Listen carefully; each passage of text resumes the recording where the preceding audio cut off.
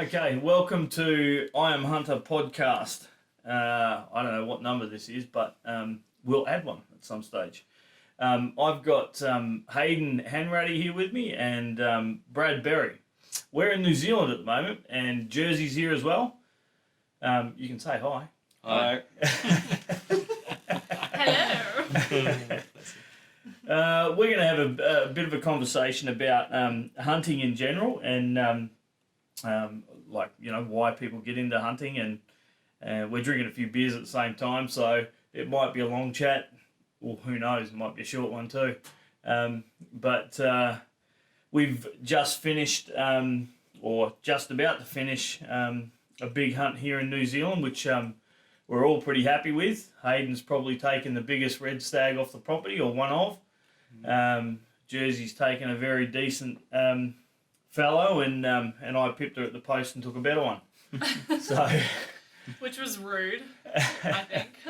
It's really good. So, by way of introduction, I'll open the floor a bit to Hayden and let him introduce himself and give us a bit of an understanding about where Hayden hails from and what he does. Well, I'm Hayden, obviously. I'm a dairy farmer from Victoria. Lived there all my life in Welshpool, so it's sort of hog deer country, I guess, for hunters or deer hunters.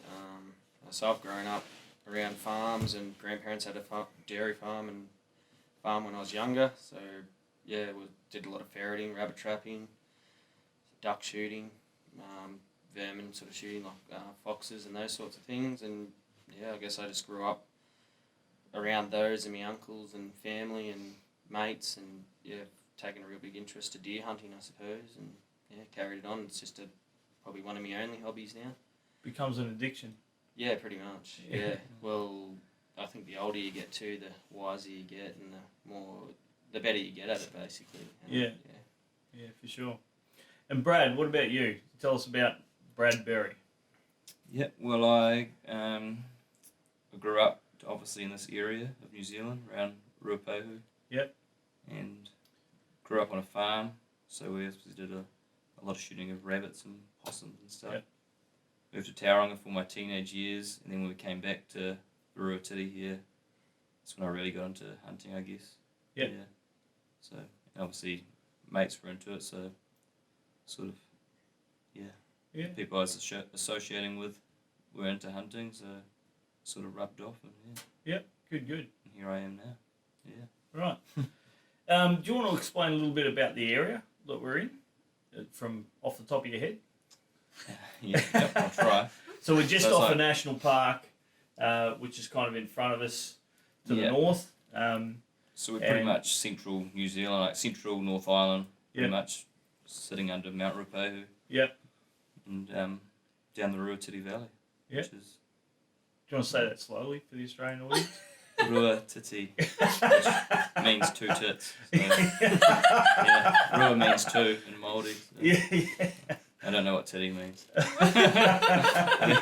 think it might mean belly or something. We'll take it for granted that everyone else does.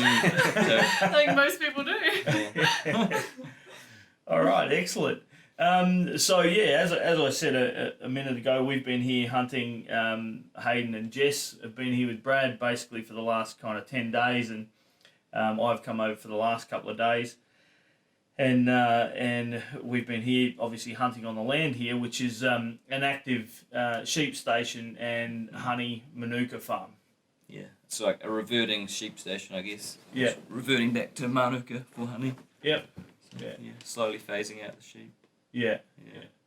So, Brad, I mean, you run basically an outfit here. Yep.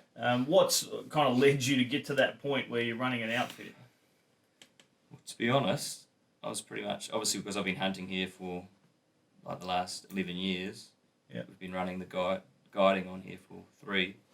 Then I was just pretty much Johnny on the spot, I guess, when the farm sold to beekeepers. Yeah. I just approached them about running a guiding business here. Yeah. And yeah, that's pretty much how it happened. Yeah. Had you ever guided on any other properties before? No, but I've been taking people here for years, like friends and family and stuff. So Yeah. it's sort of a pretty natural thing to do, I guess. Yeah. Did it change your attitude towards the animals on the farm and what was here to hunt? Like, we always knew we had good fallow here because we were pretty, like, for years we didn't shoot any good fallow, just let them breed up, I guess, and sort of, not with the idea that we'd be guiding here in the future, but just to, because we knew what, how good they were and we were trying to look after them, I guess. Yeah. Yeah. So, Yeah, okay. that's pretty much. And the reds are slowly getting better. Yeah. So, yeah. You've taken some decent ones this year, that's for sure. Yes, this has been our best year for sure for the reds. Yeah. Yeah. Yeah. And what's your, ultimately, what's the vision? Do you look at taking a certain amount of heads each year, or are you managing that in some way that... Yeah, we've sort of worked out we can take 5 or 6 good fallow a year, and we normally get a couple of good reds, and and then a lot of it is management hunts and stuff. Yeah. Trying to... So this is after the general roar and everything else, you do kind of your meat hunts and everything else? Yeah, so majority of the year's meat hunts, and we only start really doing good stags in March, April really, a bit into May, and once we've taken sort of our quota, we'll go back to meat hunts. Yeah. Have you gone and learnt anything about actually managing deer populations on properties, or is it something that you've just kind of figured out as you've gone along through the years? Well, I've talked to a lot of people like Vern from Sika Country, and read a few books. From people that have obviously observed fallow and stuff. Like behind wire, so they sort of, when you watch the animals, you get a good idea, and just even being here, like when we first came, we used to shoot young fallow with split palms and stuff, and now we won't shoot any young fallow bucks. Just let them get mature. You got to give them the benefit of the doubt all the time, and we've even had one like you see specific fallow that you see each year because they're pretty, like a pure white one, for instance. For 4 or 5 years, pretty average, and then 6 and 7, it might be 240, 250. Douglas score, so. And up until then, you can't really tell what the head's going to be like. I think you can in some ways, but like there's a lot of young deer that you think won't be any good, but I think you've just got to give them the benefit of the doubt. But if I see spikers with like one spike longer than like one real long spike, one real short one, or 2 little stubby spikes, I'll shoot them for meat. Like just from on the books I've read, like if they don't show much promise as a spiker, they're probably not going to be any good as a stag. So but preferably take hinds for meat. And what's it been like to watch other people and obviously guide other people? Like, and I'm talking of recent history especially. I mean, we see, you guys have seen this kind of, giant fallow running around. What I'd term a paddles kind of thing. And the, Hayden and Jess turned it up and said, no, we're here to kind of hunt a red, and Jess was here to hunt a sika deer, and obviously Hayden got a great red, which is awesome, but they come within kind of 100 metres of what you considered a monster. What was going through your mind at that stage? I was pretty much just trying to tell Hayden, like, hey, this is a big buck, even for here. We only heard it 124 And I was like, if we want to go after a buck, we won't see it. So, it's pretty much trying to twist Hayden's arm to shoot the buck. Brad just wasn't quite strong enough. But I hadn't quite hit my prime. But we made the right decision going for the reed because it was a bloody good reed. So. Just, we're so close to that buck. And What's it feel like seeing animals that you would want to shoot yourself and someone else shoots them? It doesn't actually bother me too much. Like, I've never actually shot a big fallow here. I've shot a couple of crappy ones, and I shot one, I just liked the look of it. It had like a hook on its antler. But it doesn't bother me too much at all. One day I will shoot a good fallow here. But I quite enjoy guiding people onto a good buck. It's quite, It's funny because you think like people are always saying how guiding would be like their dream job because they get to go out hunting every day, but it's the opposite of that. You don't get to go hunting, you get to watch other people hunt. So I suppose it depends on your temperament because... And it can be stressful. Especially when you get to like the final days of a hunt and there's nothing on the ground and like sometimes you just don't see them, or a lot of it's just right place, right time. And dealing with different skill levels and different levels of safety, fitness I and suppose. That's a great segue, actually. Let's talk about that. What's don't name any names, obviously, but tell us a horror story that you've had as far as skill levels and stuff are concerned. I haven't had really many horror stories. I had a guy come on a meat hunt, and we're just driving up on the side by side to get to where we wanted to hunt. We saw a couple of fallow, and he leaped out of the truck and just started blasting. And I was sort of like, what the hell? Yeah. Yeah. And it was a bit of an awkward situation, really. So what did you do at that stage? I said, don't shoot deer on the run, for one thing. Yeah. And, you don't need to leap out don't shoot anything with that. Because obviously, it could have been he didn't even know what he was shooting at. Yeah. It could have been a stag or a real good spiker or whatever. Yeah, it was just an awkward conversation to have. How did he take it? He was pretty good. Yeah. And then we had another guy, he shot a red hind, and I had me and his mate and their kids went back to get the side-by-side, and he was just going to walk over this gut up the other side, gut the deer. Then he was going to wait for us there. Yeah. When we got back there, it was almost dark. There was no deer, no dude. Yeah. And we were walking around looking for 2 hours in the dark, and the guy he'd walked home with the deer. So we were walking around, I was starting to panic. The kids were crying, and then his mate tells me he's had he collapsed once in the bush. Oh no! And I was like, he could be in a gorge, could be in a gorge anywhere, but turned out he was all good. Yeah. So what, he walked back here? Yeah, he walked back to the house. He walked back to the homestead. Yeah, with the deer on his back. Yeah. Wow. He's How a fit far guy. away were you? A good couple of Ks. Yeah. Yeah. So did he just think that you guys had left him behind? Nah, he thought, they'll just think I've walked home. He said he left some blood on the gate. On a gate. Good. And I was like, well, I wasn't really looking for blood on a gate. It's a bit of a cryptic message to leave. I was like, so maybe left the deer on the stage track. did you guys choose to drive back here? We didn't. He came back with my younger brother on a 4-wheeler. Okay. To get you guys. Yeah, to get us. It was pretty funny. At the time, I was a bit stressed. I was like, oh my god. Health and safety's going to sue the crap out of me. But no, it was quite fun. We had a laugh about it at the end of the day. Yeah. Good.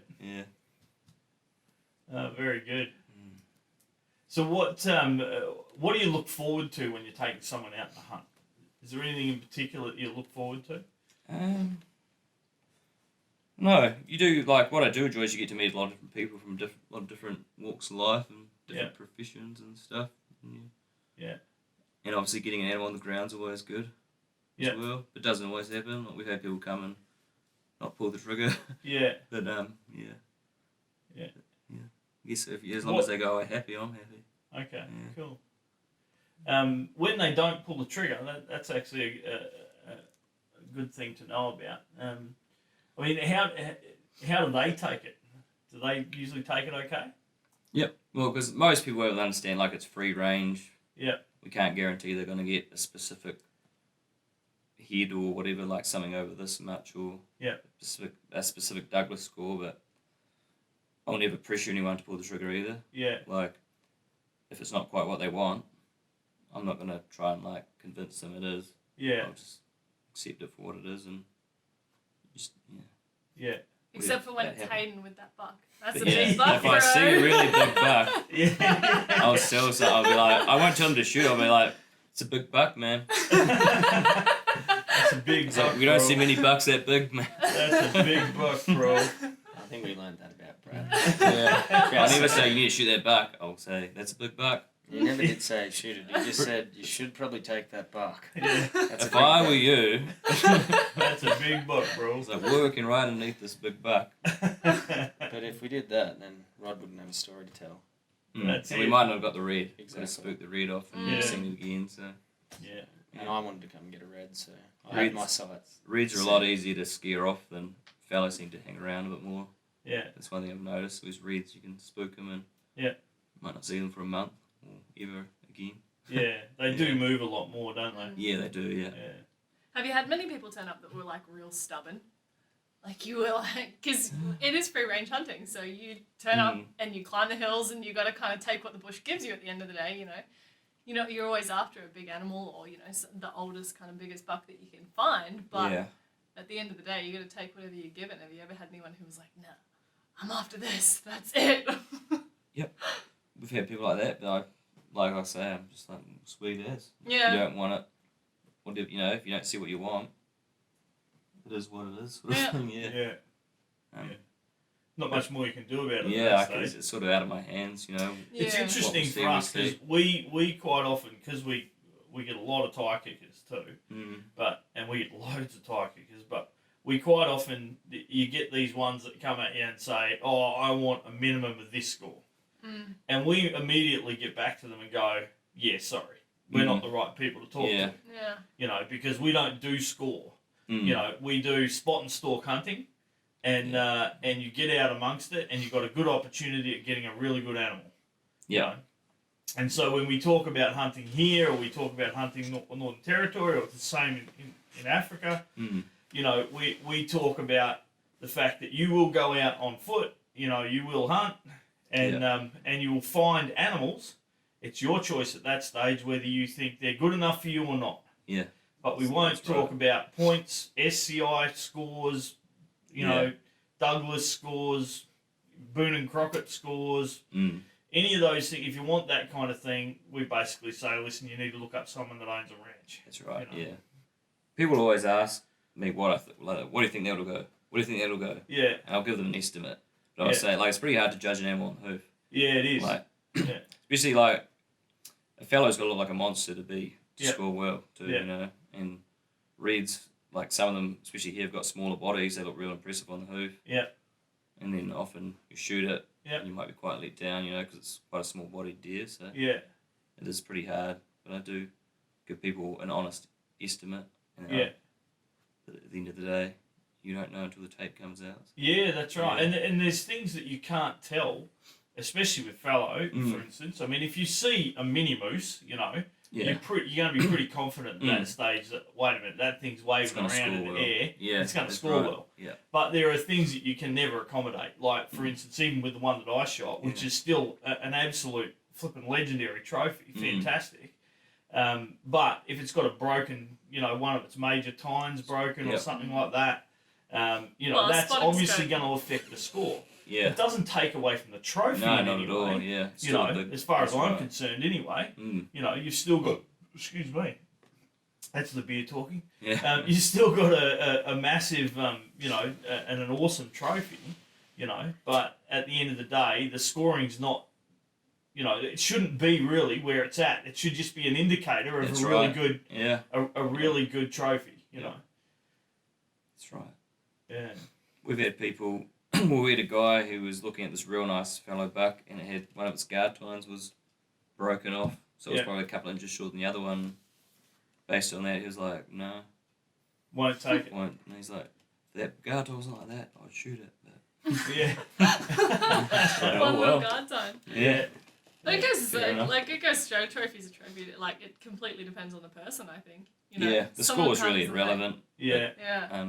Well, it's irrelevant for most, I think, but some people get really hung up on it, and they're the people we generally turn away. Yeah. And we say, nah, because what I've seen is that it just becomes too much trouble. Yeah. Because if they're expecting to come and shoot 230, 240, 250, or whatever it is, and they may well exist, and they do obviously exist on your farm here, but there's no chance that you can guarantee where that's going to be. That's right. A lot of it's right place, right time. Yeah. We can never guarantee someone they're going to get a specific score or whatever. So. Yeah, it's an interesting one because it's something that I think most of the Kiwis and most of the Aussies are not really they don't. I guess a few Aussies more than others, but that are still interested heavily interested in score. But for the most part, we just use it as a guide. But but it's very much an American thing. and no disrespect to any Americans listening, but about the management of these scores and how they work. We don't kind of look at them like that. It's something that's rather new, although the Douglas scoring's been around for a while for us. Yeah. It's still, and it's, competitions and things like that kind of push that kind of trophy emphasis and points emphasis up again and again. I think too, like the kind of emphasis on the head size. Maybe this is just me speaking, but to me it speaks more to the age of the deer, that you're not going to get, obviously a spiker is a spiker. The older it is, the more likely it is to have a big gnarly head on it. So the more likely you are to get this big old buck with a lot of character to it. Yeah. That's kind of what means more to me. I would much rather have a buck that scored 220 that had a huge amount of character to it and was really old than something that scored 250 and was only 4 or 5 years old. But I think that's kind of an indicator. It's your best indicator when they're on the hoof. You can't look at their teeth from 300 metres away, so their head size is kind of the best indicator to. Well, yeah. Johan would have gone 250. Yeah, he would have too if he hadn't broken that. A couple of broken times. Yeah. But it is interesting that how some people consider the scoring probably the most important part of it. But I guess the hunt for a lot of the people that we want to attract anyway, we want to attract those people that are involved in the experience as well as the end result. So, that kind of combined, they're there to actually, learn about a new place, be involved in the hunting in that new place, and then also, go and experience the animals that are there and hopefully take a really great trophy as well. But there's a social aspect of it too, and this is what we were talking about earlier today, is that whole social thing around hunting too, that you're going out with a guide, that we have kind of checked out and gone, yeah, he's a nice dude, he's good to hang out with, good to have a bit of a laugh with. And so it's that whole experience of not just shooting an animal and then picking up and leaving. Not that nice. We're talking about the other guys. The other guys we hunt with. Victorian, the ones that are in their the prime. Aussie and the ones that are in their prime, not this guy. But you have that whole experience of being able to hunt with someone, spend this time with them, get to know them a bit. What Brad's talking about, being able to meet people from all different aspects of life. For the same for them, they get to come and, have a chat to him about how he's grown up and how he got into hunting and all that kind of stuff. And then after the shot as well, getting to sit there together and celebrate it and talk about how good an experience it was and how exciting it was, and get to kind of relive that whole moment again while you're sitting there caping it out and cutting it all up and then packing it all out back home again. Yeah, that's right. Yeah. Have you actively learnt anything while you've been guiding? I mean, while you've been going through that experience, I mean, I would think in my mind anyway, usually when you teach something to someone else, you pick it up a little bit better yourself, I mean, with the animals and things like this, locations where you're expecting them to be, definitely. Things like that. I definitely know where the likely spots are where I'm going to see something bigger or big, Yeah. I know sort of which sides of the block the better genetics tend to be on, and I've definitely learned patience, I guess. Like when I was younger, especially hunting, I'd often just Hayden and I were talking about today actually, I'd just charge off and walk down a ridge and but now I'll do a lot more sitting and glassing. Yeah. Like a lot more. Yeah. Let the eyes do the walking, and because often you have one chance, like say if you spook it, stuff it up. It might be it. Like even if they're here for 4 days or 5 days, it might just be push them away for that length of time. Yeah, you don't see that animal again. So I think just being patient is a big thing I've learned, and not rushing if the wind's wrong, or if, there's too many animals in the way. Just don't even try. Often I'll just be like, we'll just come back tomorrow. Yeah, see what the wind's doing tomorrow, what the forecast is, and for the the best approach to get the animal sort of thing. I think that's one of the biggest benefits to having a guide. We did an article about this a little while ago, and that when you're after, especially a big trophy animal, like if you're after a big fallow or a big red, it's so easy to get overexcited. You see it in the binos and you're like, holy crap, that's a big deer. And so you get excited and then you forget all of the basics that you've learnt, you've known forever. It's a big buck, bro. You forget all the basics that you've known forever, you know, not to do because you're so excited about it. And so having the guide there to sit back and they might be a little bit excited about it, but I mean, they see it, it's their job to see this and to help people get onto them. And so they can sit back there and be the kind of calm voice and go, all right, but let's take it slow, you know, let's see what the other deer are doing in the area. Let's see what this is doing. Let's take our time. Let's work out a good plan of attack to actually get onto it, you know. So you don't have these people who are going, oh my gosh, oh my gosh, oh my gosh, quick, take the shot, or, you know, do whatever you're going to do and then screw it up instead. It's definitely something I found, like I've never shot with a guide until with Brad. The environment's a lot more controlled because you've got, I guess it's someone else, you got another opinion, or like Brad would have his spotting scope set up and we've ranged it, and you can sort of breathe easy and just listen to his instruction. Like, not that he's taking it over, but, you know, like, I guess you don't get, well, I didn't get buck fever as bad. Like, it was a big stag and you saw it in the scope, but Brad's, you know, like, let it make one more step or whatever, you know, whereas most times you'd probably, first time you saw it in the scope, you pull the trigger and you might stuff it up, but you just have that time to take an extra breath, and it feels like an hour, but it's all within seconds, but it's just that reassurance of someone else telling you what's happening.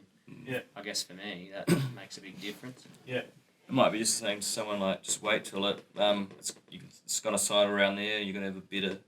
It's gonna be way more broadside, and you know, the last thing you want to do is sort of take a shot where you're not quite sure or not quite confident.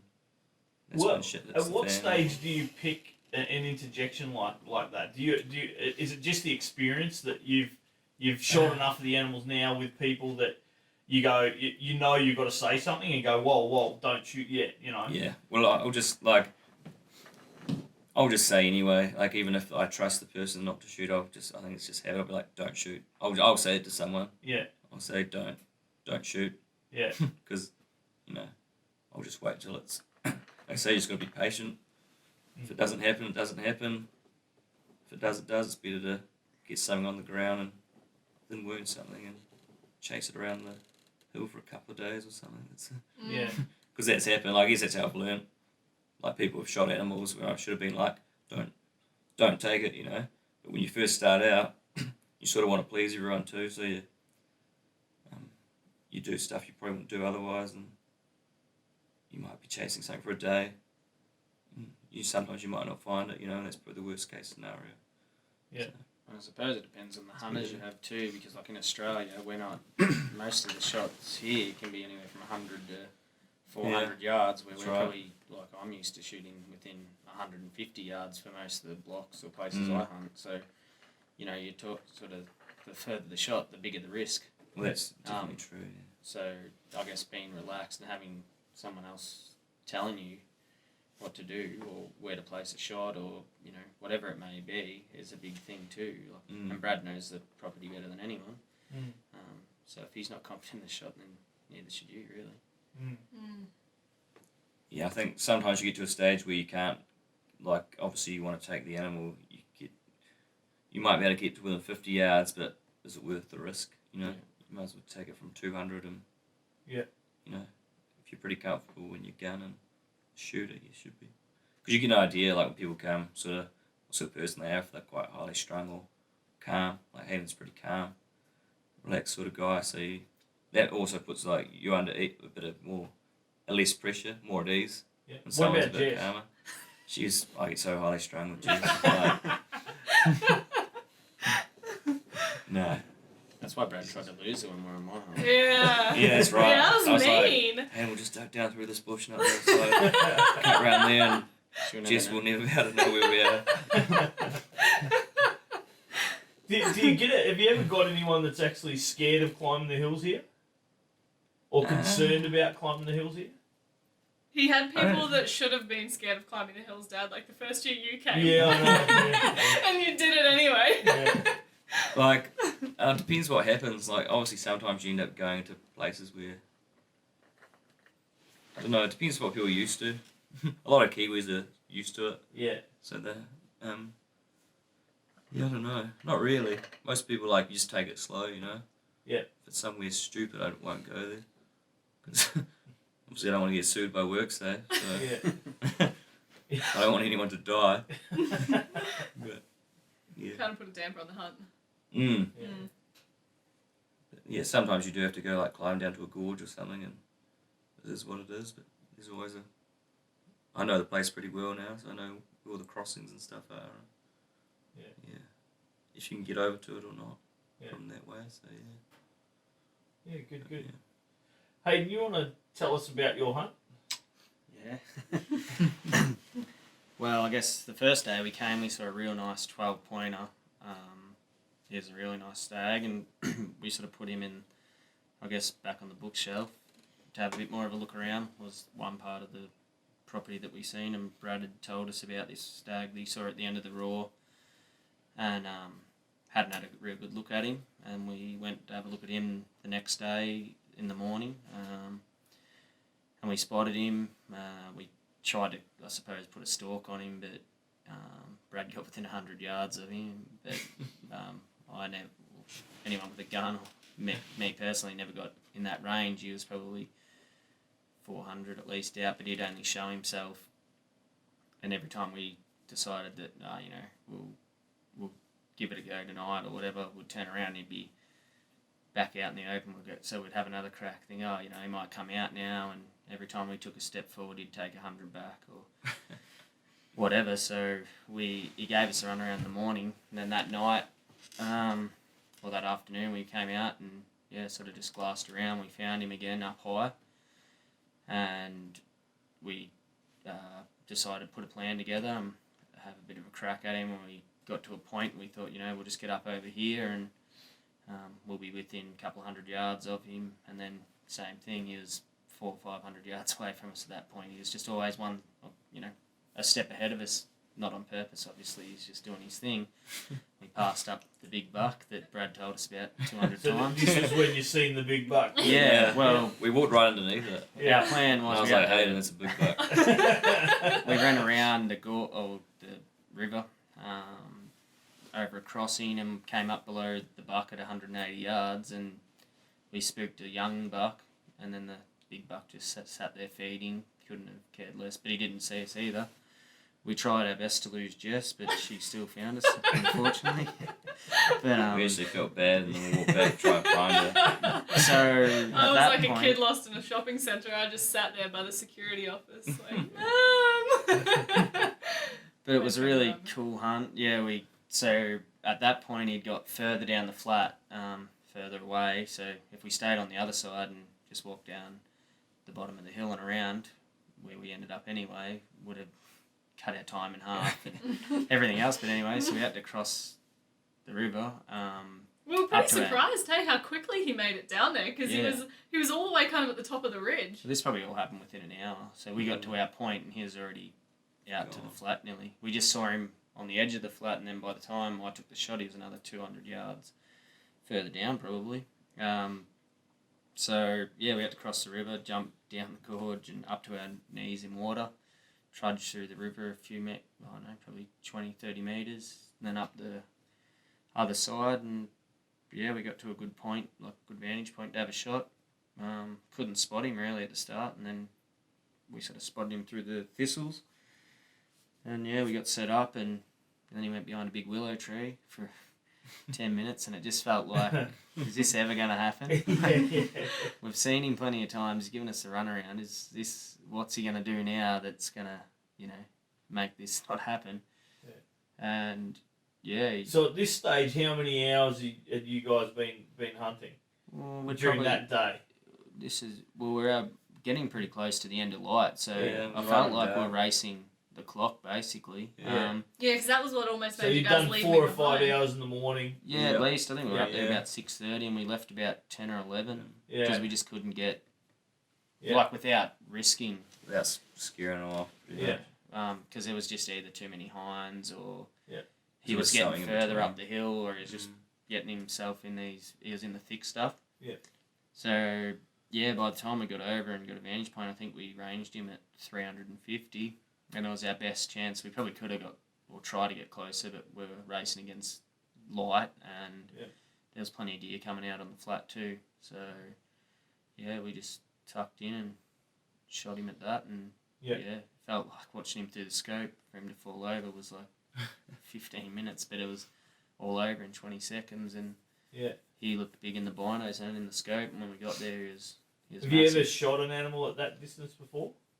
I have shot animals probably around that 250, 300, but nothing like a red stag. Not that big. I've shot fallow and things out to distances, but in saying that, I haven't had rangefinder binos for that long really, but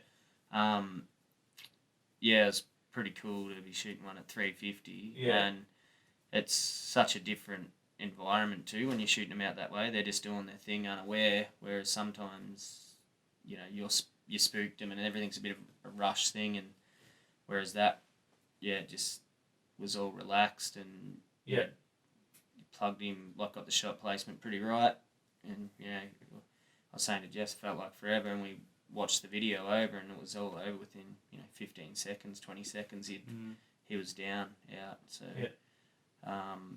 no, it was a really cool experience to just be watching him out on the flat and through the scope, and everything was. But it was really good to give us the run around. It felt like you really had to earn it. And it just felt like he was like mine. Yeah, it really had to earn it. Well, we probably should have made you work harder because we did pass it up. But no, it was really cool. It's what I came for. And to get one of the best, or maybe the best that's come off this property since Brad's been here is really cool too. And I'm really happy with him. He's more than what I imagined, I guess. But and it was really cool. We could have taken that 12 pointer the first morning, or tried to, and then we go and get a 13 that's probably another 4 inches bigger than that, or something like 39 inches long. So. So it's a massive stag, and for free range, like New Zealand bush stag, I guess what they call them over here, is perfect, really. What goes through your mind just before they're about to pull the trigger? You just hoping they're going to hit the animal? I'm pretty confident in the gun. So, but you're definitely hoping it's going to be a good, clean hit, I guess. Tell us a bit about your rifle, what you've done with the rifle and the guide gun that you've built. So I did, when I first started, I had an old CZ270, which was a good gun, but it was pretty limited. Because often, like, say you've got people here for a limited amount of time, you might see an animal get one chance to take it, and it might be 350, 400 yards. That's pushing it out, sort of thing. But and the gun just wasn't, how it was set up, wasn't really capable of doing it. So I just got the guys from Hardy Rifle Engineering to build me a gun, 7mm rim mag. And bought a Nightfall scope off them as well, and they're really good. And it's a good gun. I'm shooting just factory ammo, and we've had guys shoot, just tack dry bullets on top of each other with it. So. What's your longest kill shot with it so far? We've shot goats over 900 yards, but we'd never tried deer at that distance. But the longest shot we've taken on a fallow is 500 yards. The fallow buck. And it was a still morning with no wind. But there's a bit of a breeze. It starts getting a bit edgy. I probably wouldn't do it. So most of the shots are within the 100 to 300 yard. Sort of range. It's a good gun. I like it.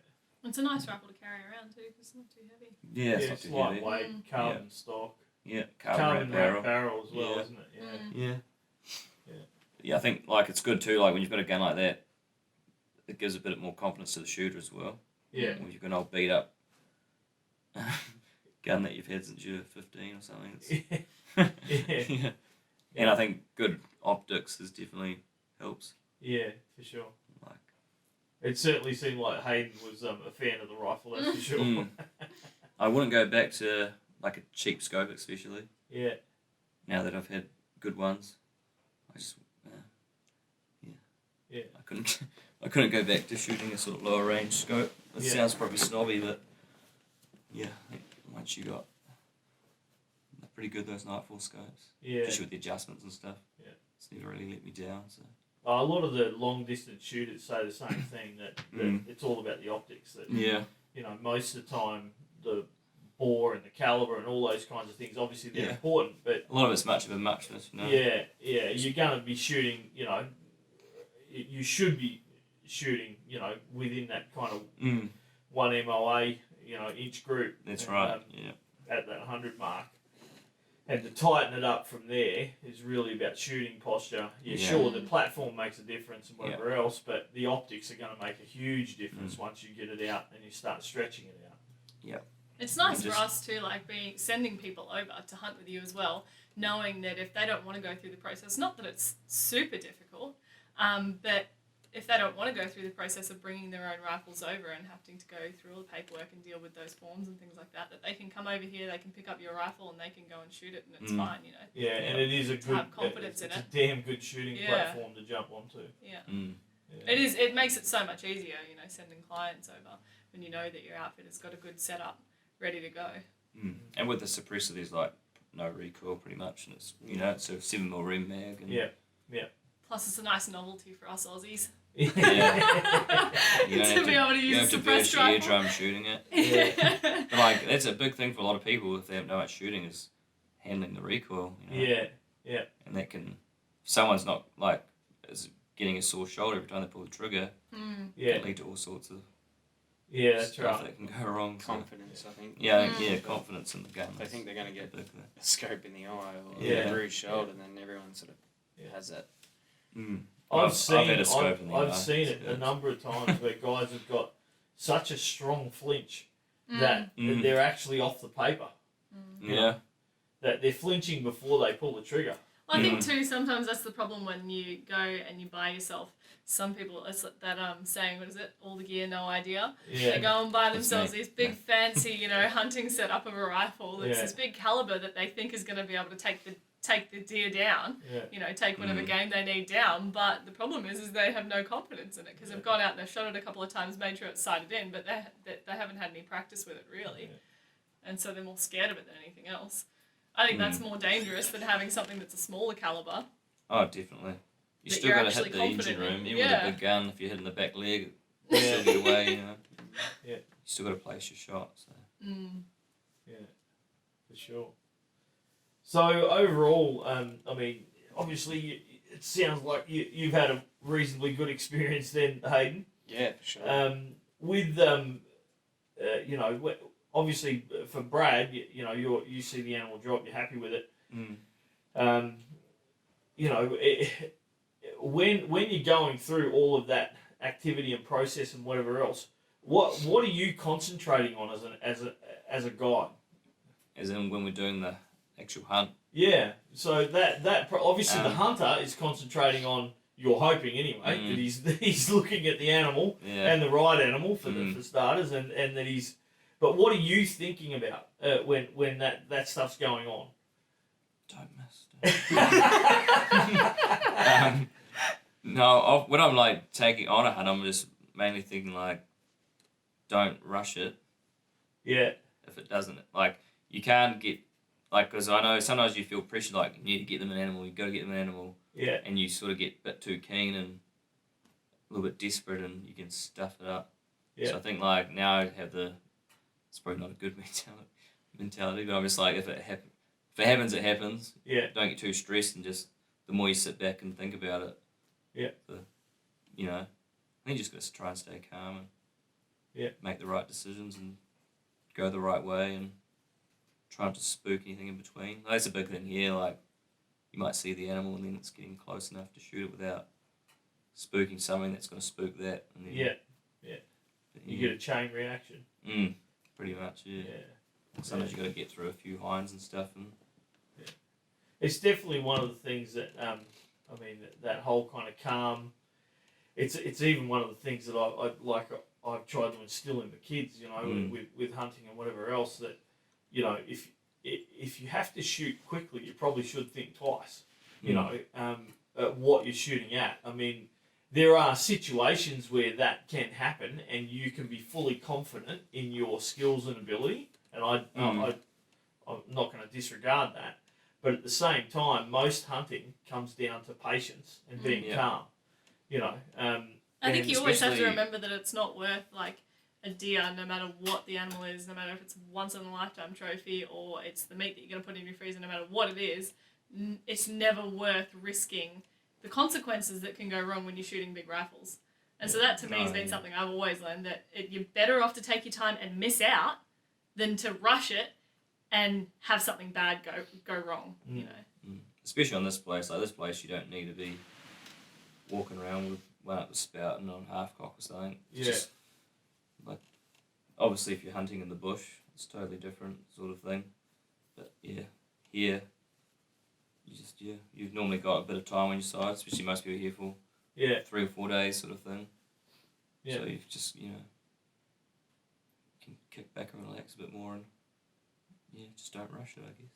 And drink a cup of tea if the guide brings the thermos. Just get the thermos out and have a cup of tea and see what happens. If the guide brings a thermos. Services has lapsed in the last few years. It's getting a I bit think it slack. depends who he's You get a got. bit wiser when you get older. You might have something against the Aussies. You wouldn't know. You might look after the Kiwis. Did you get a tea while you were out there, Hayden? No. I got a deer though. Well, it's good to know he doesn't discriminate against the men and the women. We both treat everyone equally the get- same. Yeah, treat Treat him everyone badly. like crap. Alright, what's your favourite type of hunting? You got a lot of people on fallow and reds but on this place, but what's your favourite type? Personally, my favourite type is... I just enjoy the South Island, to be honest. Yeah. Like, if I don't shoot anything, I just like getting down those... More valleys. dangerous though. If you be silly, It can be. Well, I suppose any sort of hunting can be dangerous, but I suppose the consequences down there, if you're going up into the mountains, are a lot higher. But, the scenery's good, and you just even go. I just enjoy going down with mates, bit of a 4-drive mission of hike, and if you shoot something, you shoot something. If you don't, you don't. It's just whatever. But that's what I do enjoy is the South Island. Just the scenery mostly. It's pretty amazing down animals. there. I haven't been there yet. That's weird because you think about this place, and I'm here and we get up on those mountains and I'm like, whew, wow, like that is beautiful. These are like little termite mounds down there. That's right. Yeah. To even think that, you know, something could be more stunning is pretty crazy. To wait till I get down there, I suppose. Yeah, you got to get down there. Yeah. What about you, Hayden? Favourite hunting? Mm. Ooh, that's tough after coming here. Especially while Brad's sitting right next to you. He might just give you a punch I on the don't shoulder really if you don't care say what he's Brad hunting. I just did a day's work with him, or an afternoon's work, so he owes me. Samba hunting's probably my favourite kind of hunting, just because of the deer, how they act, like they're really elusive. It's frustrating, but I get a kick out of hunting Samba, and especially fallow in the rut. I probably don't really hunt fallow any other time of the year, but the rut excites me. Just watching all the bucks run around and chase the does and basically be idiots, be men. That's probably my 2 favourite types of hunting. Fox shooting, that's pretty cool too. I like shooting foxes. But other than that, that's it. And then obviously coming to New Zealand, it's always something I've wanted to do. I've been in the South Island on sort of looking at farms, and ever since I did that, I just knew I wanted to come here to hunt whatever. Red stag for me this time, but it's definitely something here that I just want to keep coming back. It's the scenery, the animals, just everything, and even just walking down the street, you can be in full camo and everyone will be sort of, oh, how'd you go, mate? Get anything? You know, they're just it's such a laid-back country, so nice, and everyone wants to know how you've been, and, good luck, this and that, whereas in... Sitting in an Italian restaurant and the waitress is telling you about how she hunts deer with her dad, and she's... And you're showing her photos, going, oh shit, that's a big one. That's right. Jeez, have a look at that, mate, that's awesome. Whereas, which it's awesome to come and see. It's like real laid back. I love it here. So New Zealand is probably one of the Well, for me, it's definitely a favourite to come and hunt as a first time, and I'll definitely be coming back. Yeah. Awesome. Favourite, well, not favourite, but the one animal you'd absolutely love to hunt, Brad. Probably be sika, to be honest. But you've hunted sika. Oh, that I want to hunt, you mean? Yeah, that you want to hunt. Sorry. If you could hunt Bucket any list. animal, Bucket list animal. any animal, Yeah. just one, and why? I don't know. That I haven't hunted. Anywhere in the world. Hayden, you better be thinking because this question's I coming already to know you. mine. What's yours? A bull elk. Bull elk. Yeah. Yeah, Well, mine, Hayden's already mine said would it, probably so- be a wapiti, actually. Fiordland or something. Yeah. So local, New Zealand. Yeah. Yeah. I wouldn't mind heading to the States. Yeah. These men these days, they just don't have the balls. I'm going to grizzly bear. Oh, grizzly bears. Predator. Oh, There you go. Yeah. You guys Predator are big hunt. calls, mate. Big calls. Yeah, well, But you haven't hit your prime yet, apparently. Yeah. maybe when I'm my You prime. Yeah. haven't hit your prime until Yeah. you're just Well, after 30-ish. ask them next year. Yeah. It might be something really tough and Yeah, manly. yeah. It'll be Black Death in Africa or something like this. Or, you know, charging hippo or, you know, as they've hit their prime now. It's all about the carry out, and that's why I choose bull elk. Just to do the Yeah. New Zealand backpack straight Yeah, in. just chuck it straight on your The back. New Zealand backpack of a bulldog. I've got to see that. I think I'll take a leg like that. Yeah. You know, if I can Yeah, take maybe four. one leg. Yeah. Jeez, if I was still in my prime, I might strangle a Nile crocodile or something really tough. I'm going to grizzly bear now and I'm past my prime. Very good. So for Brad, it's a wapiti, Yeah, I reckon. Fiordland. Yep, free range, and Yeah. and for Hayden, we've got the bull elk. What's yours? Mine would be a Russian Kamchatkan bear. Yeah. It's like a grizzly bear but on steroids. Yeah, Oh, yeah. Yeah. yeah, and possibly back it up with one of those Amur bears in Russia as well. Possibly back it up with some random Russian sheep if I could. List You're goes like on. that guy Yeah. who gets the, Maybe you know, a Dagestan tour as I'm what's your flying one out. wish You know? and you wish for more wishes. Yeah, And that's what's your right, one that's animal right. and you just say like 6 animals. Yeah. You know, blue sheep. You know. It's good fun. It's certainly it's always interesting to find out about what people like and about hunting as well. I mean, you know, I think that for everyone, one of the great things about hunting is the continual learning experience.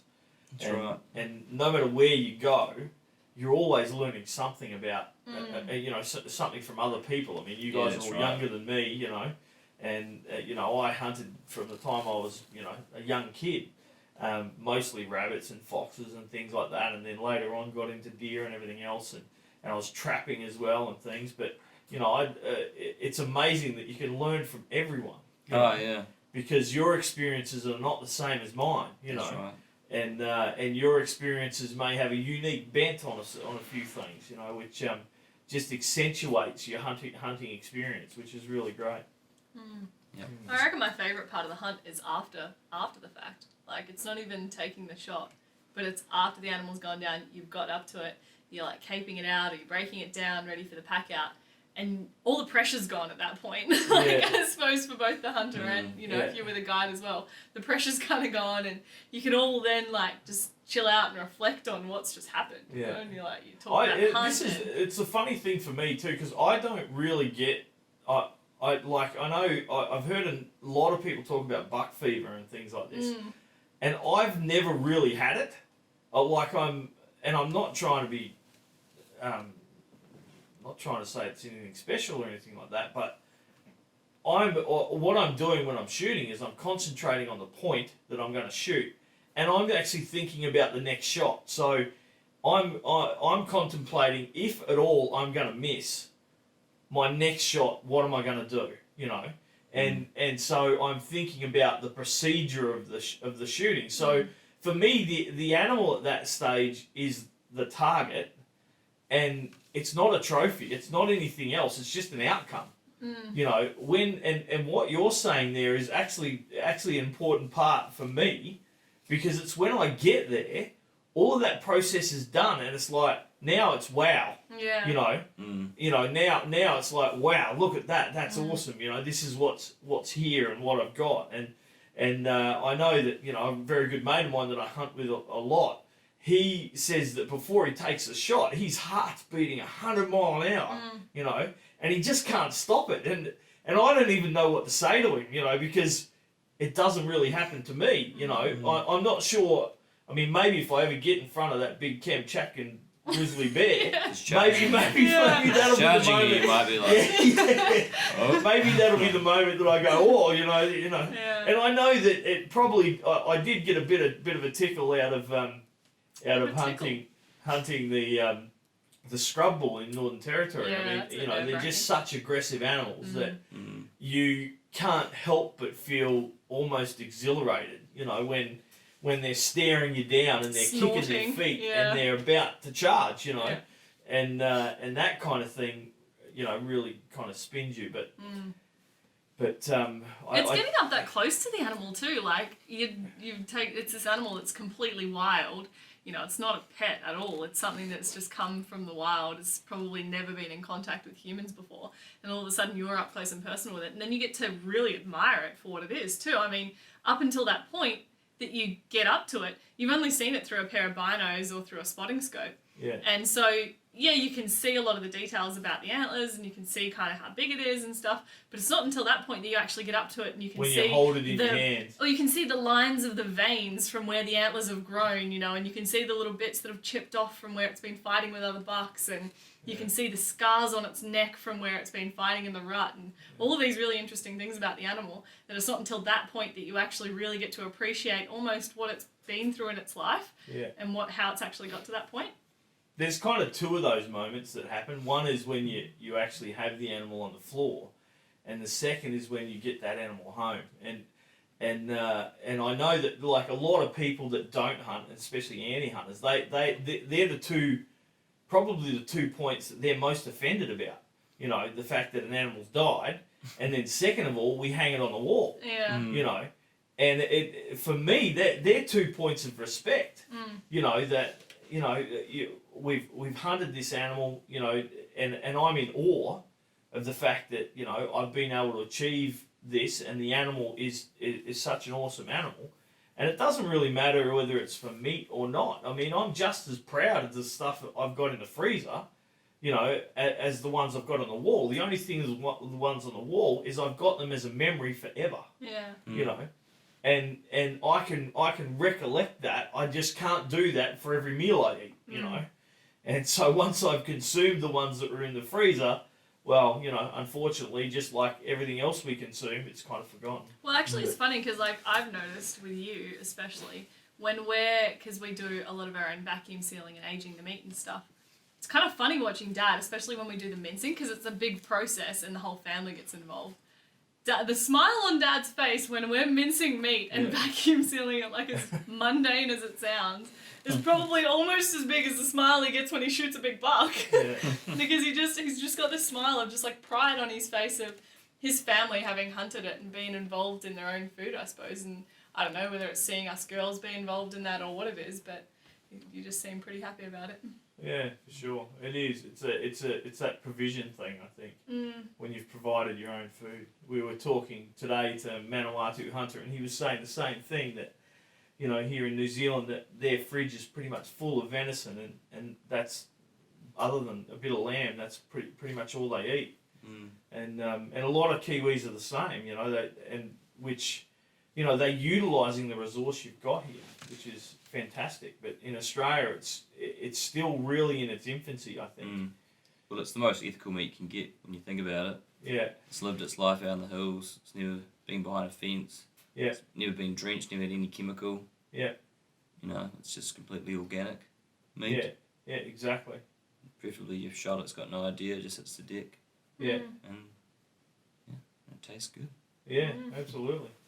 That's something, like, people, when we've had a couple of anti-hunters come back at us, and the one thing I don't get is why they hate hunters so much. Like, I get it with meat eaters, because they have this argument, right, that the animal has to eat crops, so you're like doubling the deaths. They can acknowledge that you have to have pest control for crops to be able to survive, right? But then they think that you're doubling the death because livestock requires crops to live. And I'm like, but I hunt.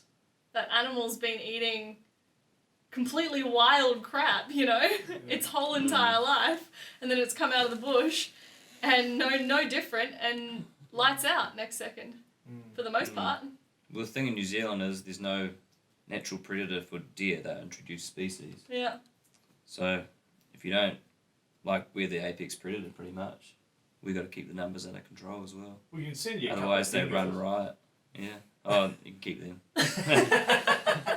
So, you know, if we don't shoot deer, they'll just devastate the environment. So yeah, it's a bit of a false argument to say it's unethical. It'd be more unethical to let the numbers get out of control and that ruin, like, you know, starve themselves. They'd starve themselves. They'd starve out other native or indigenous species of, you know, mammals and birds, and so some, you know, everything's got to keep in balance. So. Yeah.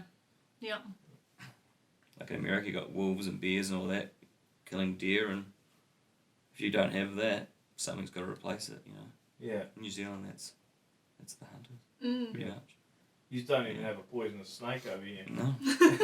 we got nothing that can really kill you except ourselves. Yeah. Yeah. or an angry red deer in the raw. Yeah, or an angry, Yep, that's right. Helicopters and dodgy roads.